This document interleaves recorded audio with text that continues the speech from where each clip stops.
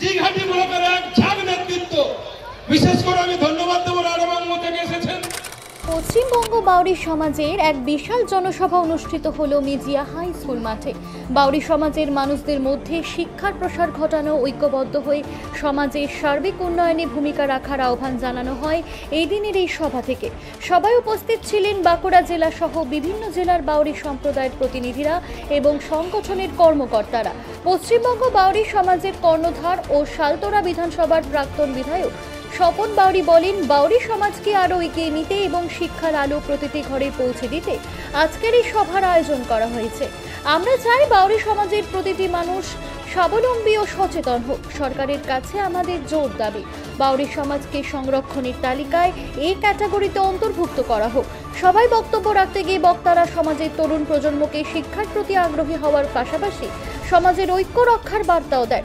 উপস্থিত সাধারণ মানুষ উচ্ছ্বাসের সঙ্গে সভায় অংশগ্রহণ করেন এবং বাউরি সমাজের উন্নয়নের পক্ষে একসঙ্গে কাজ করার শপথ নেয়। মায়েরা যদি আজকে না আসতো, এই সভাটা পরিপূর্ণ হতো না, এটা আমি অন্তত মনে করি।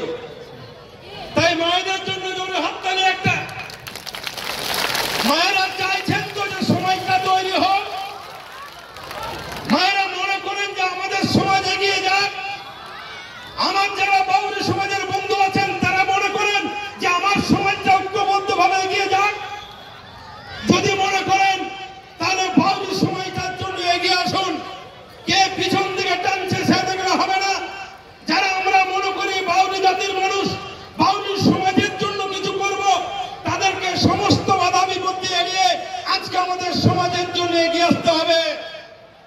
আজকে এই সভাটা করার জন্য না বললে নয়, পিছন থেকে অনেকেই টান মেরেছিলেন, আজকে তারা টান মারতে গিয়ে আছড়ে পড়েছেন।